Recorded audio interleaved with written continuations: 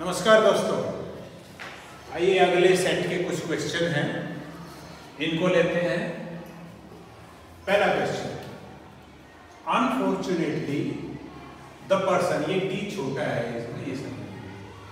The person whom I believe was my secretary proved to be the efficiency expert hired to evaluate my graph।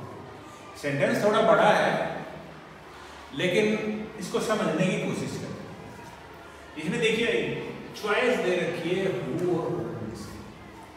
तो जो who है वो एक pronoun है जिसका मतलब होता है कौन। लेकिन अगर ये वाक्य के बीच में कहीं आए तो इसका मतलब हो जाता है जो। ये हिंदी में आता है। इसका जो ऑब्जेक्टिव रूप है इस प्रोनाउन का, जैसे आई का मी हो जाता है ऑब्जेक्टिव, सी का हर हो जाता है, दे का देम हो जाता है, तो हु का जो ऑब्जेक्टिव रूप है वो हु, और जिसका फिर अर्थ हो जाता है किसको, या बहुवचन है तो किनको। और अगर ये वाक्य के बीच में हो तो फिर इसका अर्थ हो जाता है जिसको, या बहुवचन है तो जिनको। तो इसमें ये कहना चाह रहे हैं कोई व्यक्ति नए नए अपनी जॉब पे ज्वाइन करता है, वहाँ एक और व्यक्ति है जिसको उसने समझा कि ये मेरा सेक्रेटरी है। बाद में पता चला कि वो सेक्रेटरी नहीं है, वो उसकी ग्रामर को इवॉल्वेट करने के लिए एक एक्सपर्ट, एफिशिएंसी एक्सपर्ट हायर किया हुआ है। तो उस बात को वो लिखना चाहिए। अनफॉर्चुनेटली तो आपको पता ही है कि बताने के लिए एक एडवर्ब है। द पर्सन, वो व्यक्ति, ये आई बिलीव बीच में कि मुझे लगा, जो वाज माई सेक्रेटरी, जो मेरा सेक्रेटरी था, मुझे लगा ऐसा, जो मेरा सेक्रेटरी था, तो हुआ जो। Proved to be the efficiency expert, आगे का ऑप्शन है। Next, I don't know when will you understand it. पहले आप ध्यान से देखिए, ये स्टेटमेंट है या क्वेश्चन है? आप बता रहे हैं या आप पूछ रहे हैं? ये कहना चाह रहे हैं कि मुझे नहीं पता कि आप इसको कब समझेंगे। तो ये तो आप बता रहे हैं। अगर आप ये कहें कि आप इसको कब समझेंगे, तब तो आप पूछ रहे हैं। ये तो आप बता रहे हैं कि मैं नहीं जानता कि आप इसको कब समझोगे। ये मतलब हुआ इसका। तो इसका मतलब ये स्टेटमेंट है। स्टेटमेंट के एंड में फुल स्टॉप आता है, क्वेश्चन मार्क नहीं आता। एक तो ये। दूसरा ये है कि जब ये क्वेश्चन है ही नहीं तो व्हेन, इंटरोगेटिव जो वर्ड लगा है, इसका मतलब व्हेन का मतलब कब ना हो के जब हो गया। कि कब समझोगे? व्हेन, विल और यू, ये इन्वर्सन हेल्पिंग वर्ब और सब्जेक्ट का इंटरोगेटिव सेंटेंस में होता है, ये पलटी का। तो ये क्योंकि इंटरोगेटिव नहीं रहा तो यू पहले आ जाएगा और विल पीछे चलेगा। व्हेन यू विल, जैसा कि डायरेक्ट स्पीच से इनडायरेक्ट स्पीच बनाते हुए आप करते हैं। जो इंटरोगेटिव सेंटेंस होते हैं, जब उनकी आप इनडायरेक्ट स्पीच बनाते हैं तो उसमें आप इसको बदलते हैं। सब्जेक्ट को पहले लिखते हैं, वर्ब को पीछे ले जाते हैं, और लास्ट में जहां इंटरोगेशन का साइन था वहां पर फुल स्टॉप भी लगाते हैं। तो वो इन केसेस में भी होता है, जब आपकी स्टेटमेंट हो, क्वेश्चन मार्क ना हो, और उस स्टेटमेंट के अंदर ही एक क्वेश्चन। अगला, there are hundreds of fishes in my aquarium. मेरे एक्वेरियम में सैकड़ों मछलियां हैं। देखिए हिंदी में तो आप मछली का बहुवचन मछलियां बना लेते हैं, लेकिन अंग्रेजी में जो फिश है उसका प्लूरल भी फिश ही रहता है। ये भी फिश और ये भी फिश, इसका प्लूरल में ईएस नहीं लगता है, तो ये गलती इसमें आ गई। अगला,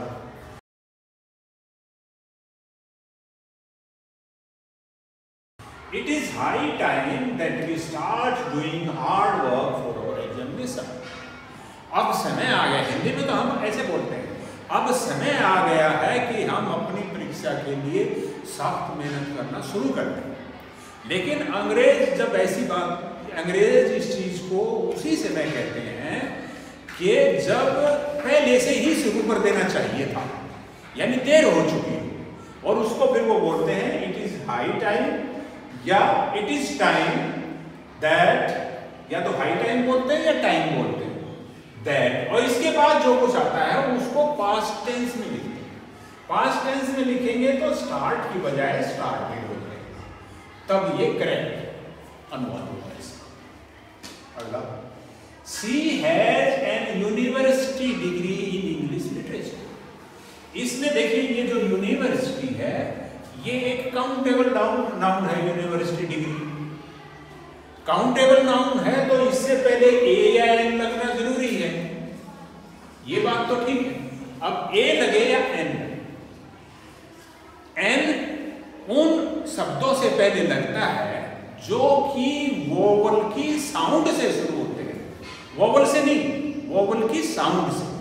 तो ये जो वर्ड है यूनिवर्सिटी, ये वोवल की साउंड से शुरू नहीं हो रहा है, ये से शुरू हो रहा है, यू से।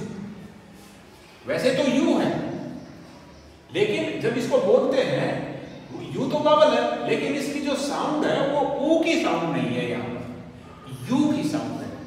तो ये वोवल की साउंड है, ये नहीं है, इसीलिए ए आएगा। जैसे हम कहें एमपी,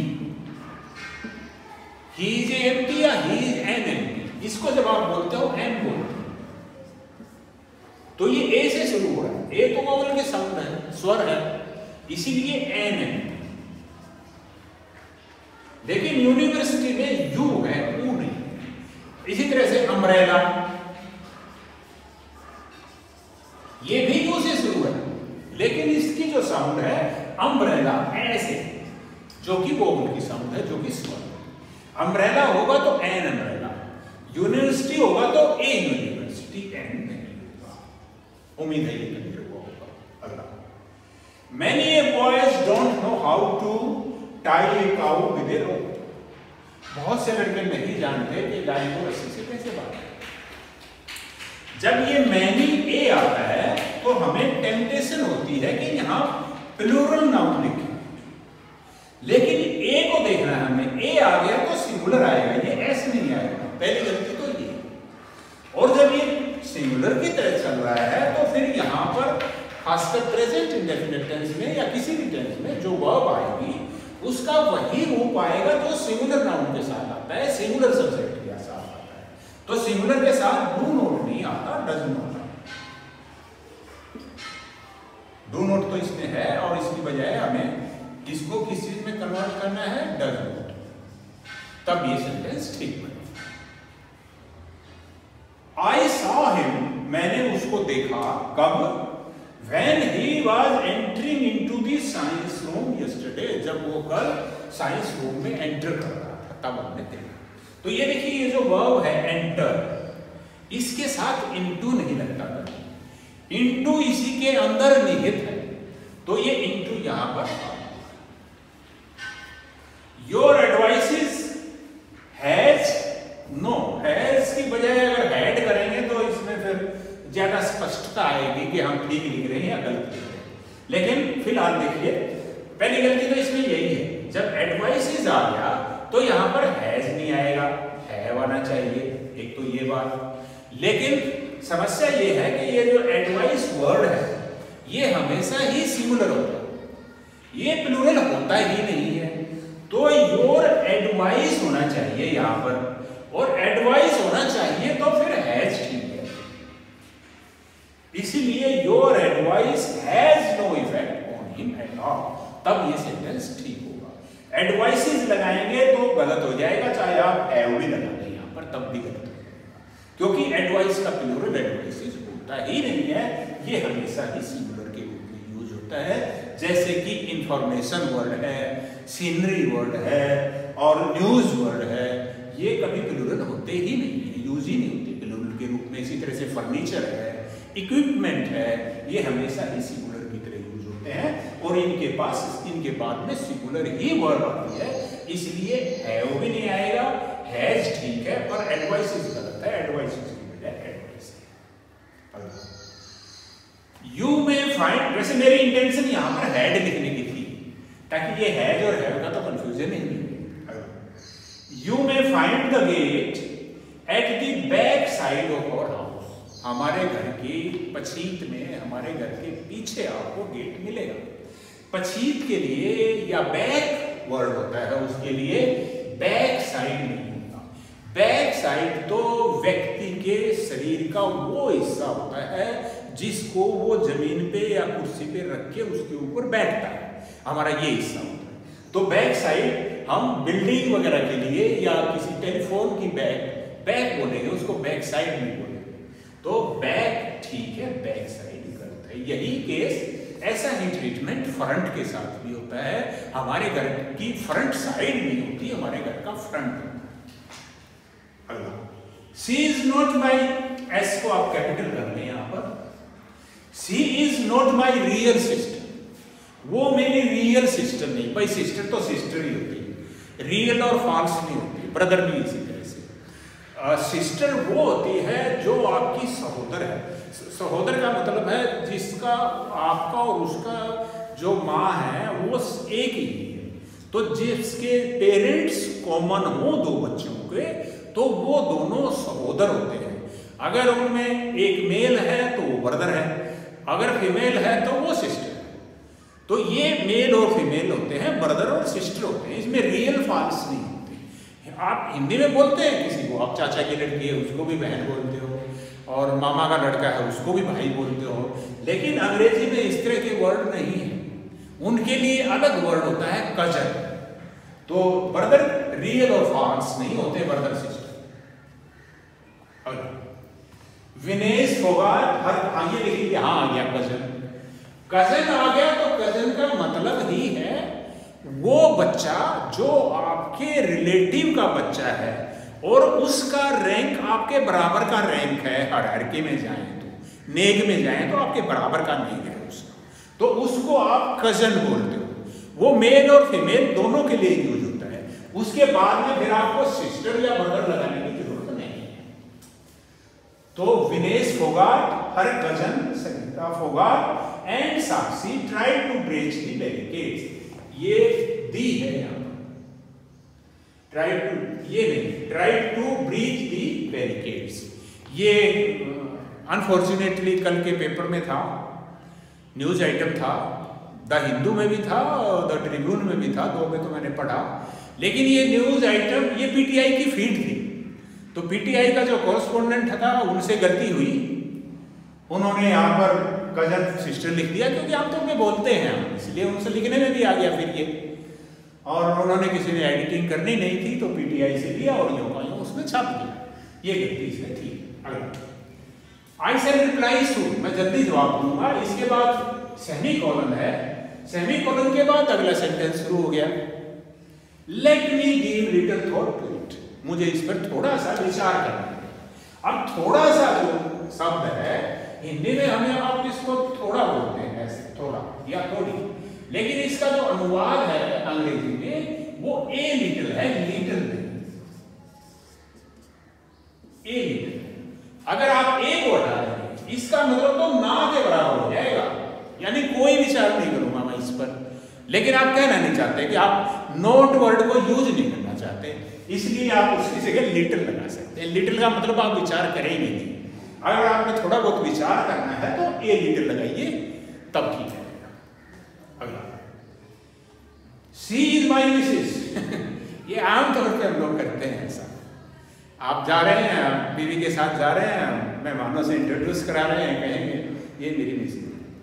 वो मिसेज क्यों कहते हैं आप? मिसेज तो एक ऐसा टाइटल है जो उन महिलाओं के लिए प्रयोग होता है, आदरसूचक शब्द है, जिनके साथ पहले से ही डॉक्टर, प्रोफेसर जैसे टाइटल पहले से नहीं होते, उनके लिए मिसेज लगाते हैं। मिसेज सेठी, मिसेज अग्रवाल, मिसेज चौधरी, ऐसे।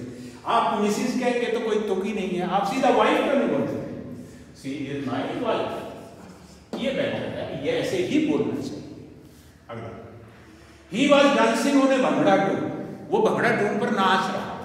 आपने हिंदी में बोला पर और अनुवाद सीधा कर दिया अंग्रेजी में ऑन। तो अनुवाद करने में ये दिक्कतें होती हैं। हमें देखना ये चाहिए कि अंग्रेज कौन सा फ्रेज यूज करते हैं। अंग्रेज जो डांस के बाद प्रीपोजिशन लगाते हैं, फ्रेज बनाते हैं, वो टू से बनाते हैं, ऑन से। He was dancing to a bhangra tune. We shall further discuss about this issue in our next meeting. इस मीटिंग में हम अगली बार बात करेंगे। ये जो वर्ड है डिस्कस, डिस्कस का मतलब ही होता है टॉक अबाउट। तो अबाउट और टॉक दोनों मिलके ही डिस्कस हुआ है। तो अब अगर आप डिस्कस के बाद भी अबाउट लगाएंगे तो ये हो जाएगा टॉक अबाउट अबाउट, दो बार अबाउट हो जाएगा। इसलिए इस अबाउट की यहां जरूरत नहीं, गलत हो जाएगा इसके बाद। अगला, I have already ordered for our dinner from the restaurant tonight. आज रात को मैंने पहले ही रेस्टोरेंट से अपने डिनर का ऑर्डर कर दिया है। अब ये जो डिनर का ऑर्डर है, का के लिए आपने फोर लगा दिया, अनुवाद कर दिया सीधा, जबकि ऑर्डर के पीछे कभी भी फोर नहीं लेगा। I have ordered our dinner, I have already ordered our dinner, तो वो आपने नहीं लगाया है अगर आपने करेक्ट इंग्लिश प्रयोग करनी है तो। The meeting has been preponed to 8 AM from 10 AM. 10 बजे आपकी मीटिंग थी, आपने उसको पहले कर दिया, 10 बजे की बजाय 8 बजे कर दिया। तो आप जब इसके लिए प्रॉपर वर्ड ढूंढने लगे तो जो बाद में करने के लिए वर्ड था, जो टालने के लिए था, उसके लिए वर्ड था पोस्टपोन।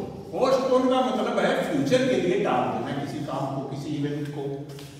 तो आगे ले जाना था, आप पीछे ले आए, आप पास्ट उससे पहले ले आए, तो उसके लिए आपने एक नया इजाद कर दिया, नया वर्ड प्रीपोन। ये इंडियंस की इजाद है, ये इंडियन ने क्वाइन किया हुआ है ये वर्ड। ये अंग्रेजी की डिक्शनरी में आपको कहीं भी नहीं दिखाई देगा और इसलिए अंग्रेजी इसको एक्सेप्ट नहीं करते। वो इसके लिए यूज करते हैं एडवांस। तो यहां पर हो जाना चाहिए प्रीपोन की बजाय एडवांस्ड। एडवांस्ड टू ए, पहले कर दिया गया है। अगला, I am studying in this Gurukul since 2012. मैं इस गुरुकुल में 2012 से पढ़ रही हूँ। अगर होता सिर्फ कि मैं इस गुरुकुल में पढ़ रही हूँ, यहां फुल स्टॉप होता, तब तो ये आपका सेंटेंस ठीक था। लेकिन आप बता रहे हैं कि गुरुकुल में पढ़ रही हूँ, साथ में समय भी बता रहे हैं, तो इसका मतलब आपकी पढ़ाई का काम कुछ तो पूरा हो चुका है। कुछ पूरा हो चुका है तो परफेक्ट टेंस आएगा ही आएगा, क्योंकि परफेक्ट तो काम के पूरा होने का द्योतक है। और क्योंकि आप अब भी पढ़ रही हैं इसलिए कंटिन्यू भी कर रही हैं, तो इसमें परफेक्ट और कंटिन्यूअस, परफेक्ट कंटिन्यूअस जो टेंस होता है वो यूज होगा। वो यूज होगा तो जो हेल्पिंग वर्ब है वो एम ना होके have been. I have been studying in this gurukul since 2012। अगला, you have got a new job, isn't it? आपको नई जॉब मिल गई है, नहीं? तो इसमें इस तरह के सेंटेंसेस को क्वेश्चन टैग्स बोलते हैं या टैग क्वेश्चन बोलते हैं। इनमें क्या होता है कि बोलने वाला कोई स्टेटमेंट देता है, स्टेटमेंट देके वो जैसे उस एक ऐसा क्वेश्चन करता है जिससे कि सुनने वाले से उस बात की पुष्टि करवा है। जैसे कहते हैं उसकी शादी होगी, भाई होगी ना, तो जब आप ये होगी ना बोलते हैं, ये एक ऐसा क्वेश्चन है जो आप उससे बस हाँ क्या बनना चाहते हैं। तो इन केसेस में आपको 3 चीजों का ध्यान रखना होता है। पहला ध्यान क्या होता है, एक तो टेंस को अनचेंज्ड छोड़ना। टेंस जो आपका स्टेटमेंट में, जैसे ये आपकी स्टेटमेंट है, ये आप कोई बात बता रहे हैं, ये statement you have got a new job, ये आपकी क्वेश्चन की टैग है, क्वेश्चन की पूंछ है, पूरा क्वेश्चन नहीं है। तो जब आप इसको बनाएंगे, इसमें सब्जेक्ट वही होगा जो इसमें है, सिर्फ वर्ब होगी और सब्जेक्ट होगा, 2 ही चीजें होंगी, बाकी चीजें अंडरस्टूड मानी जाएंगी। टेंस आपने नहीं बदलना है, सब्जेक्ट भी वही रहेगा, ये भी नहीं बदलना है। तीसरी जो चेंज है वो है आपकी अफर्मेटिव है। अगर आपकी स्टेटमेंट अफर्मेटिव है तो इसको आपने नेगेटिव कर देना है टैग को, और अगर नेगेटिव है स्टेटमेंट तो इसको अफर्मेटिव कर देना है टैग को। ये चेंज नेम है। और जो आधी चेंज है उसको इसी तरह से मैं पूरी चेंज नहीं कहूंगा, नहीं तो वो चौथी बन जाएगी। 3.5 तीसरी चेंज है वो ये है कि जब आप यहां पर नोट जोड़ेंगे, अगर आपका ये अफर्मेटिव है स्टेटमेंट और आपका जो टैग है वो नेगेटिव बनेगा, तो नेगेटिव में नोट को पूरा नहीं लिखेंगे, इसको कॉन्ट्रैक्ट करके लिखेंगे, छोड़ के लिखेंगे, एम्प्टी बनाएंगे। ये आधी चीज है। अब इसको करके देखिए। इसको मैं उदाहरण से बताता हूं, फिर आप पूछिए। देखिए स्टेटमेंट थी you have got A news. ये तो स्टेटमेंट आपने दी। अब इसका क्वेश्चन टैग बनाना है, दूसरे से पुष्टि करानी है। पहले इसका पूरा क्वेश्चन बना के देखिए। पूरा क्वेश्चन बनेगा have not you got a job, got a new job. या तो have you not got a new job या have not you got a new job. ये आपका क्वेश्चन बना इसका पूरा का पूरा। इसमें से अब आपने ये तो लिखना नहीं है क्योंकि सिर्फ वर्ब और सब्जेक्ट लिखने हैं। ये तो हो गया। अब नोट को आपने छोड़ना भी है, तो ये हैवंट बनेगा, हैवंट यू और फिर साइन ऑफ इंटररोगेशन। इससे और इसके बीच में होगा। हाँ, अगला माई इंग्लिश इज पुअर। मेरी अंग्रेजी कमजोर है। अंग्रेजी कमजोर नहीं है, अंग्रेजी सिर्फ आपकी भी नहीं है, अंग्रेजी तो सबकी है। अंग्रेजी कमजोर नहीं है, आप कमजोर हैं अंग्रेजी में। इसीलिए इसको ऐसे न बोल के इसको बोलना चाहिए आई एम पुअर या वीक एट इंग्लिश, या कोई भी सब्जेक्ट हो रहा है, ऐसे बोलना चाहिए। इंग्लिश पुअर नहीं है, माई इंग्लिश इज पुअर ऐसा नहीं बोलना है।